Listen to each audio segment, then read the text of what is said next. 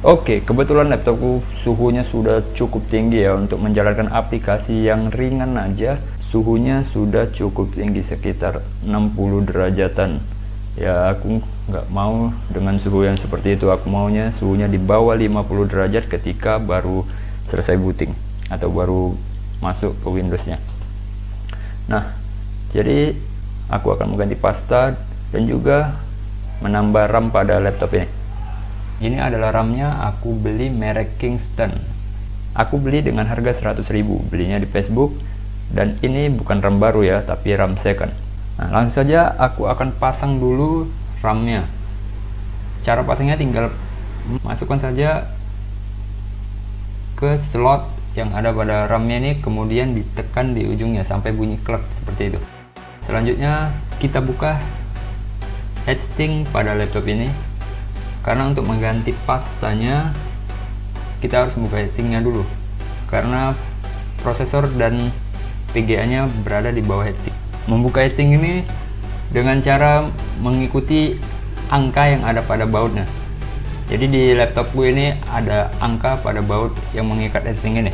Jadi aku membukanya sesuai urutan dari angka 1 sampai dengan 6. Kebetulan di laptop ini ada 6 baut yang mengikat heatsinknya.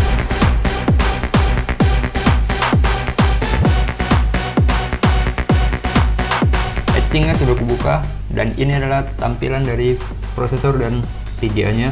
Ini VGA onboard. Nah, ini aku akan menggantinya dengan pasta merek Crayonet. Aku beli dengan harga 89.000 di Shopee. Oke, karena ini masih ada sisa-sisa pasta sebelumnya, kita bersihkan dulu. Membersihkannya menggunakan tisu basah yang diberi dari pasta yang baru saja aku beli merek Crayonet itu. Nah, ini membersihkannya cukup sulit ya, karena ini pasta yang lama masih basah. Oke, pasta sudah bersih. Selanjutnya akan aku beri pasta yang baru, pasta merek Crayonet, pada VGA dan prosesornya. Untuk pengaplikasiannya sedikit saja, jangan banyak-banyak ya, karena nanti akan meluber seperti pasta yang sebelumnya ya.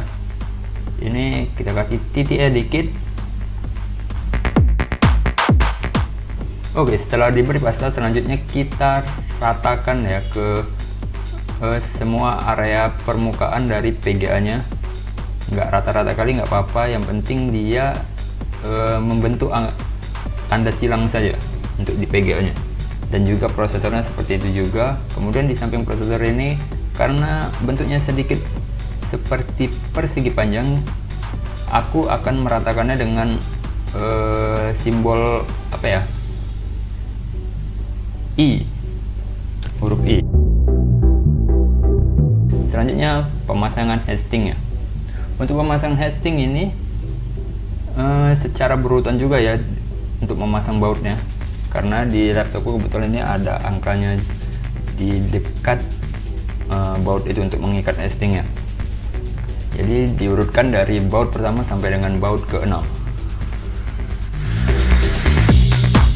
Oke, RAM sudah dipasang, heatsink sudah dipasang, pastanya juga sudah diberi. Selanjutnya pasang konektor baterainya. Tadi konektor baterainya sudah aku lepas, tapi tidak terrecord di video ini. Jadi aku pasang dulu konektor baterainya. Setelah semuanya sudah beres, selanjutnya pasang casing.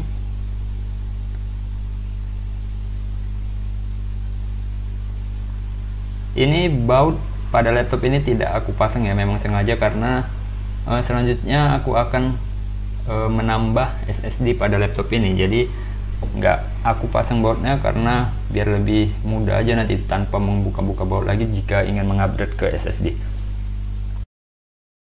Oke, selesai untuk mengganti pasta dan juga menambah RAM pada laptop ini.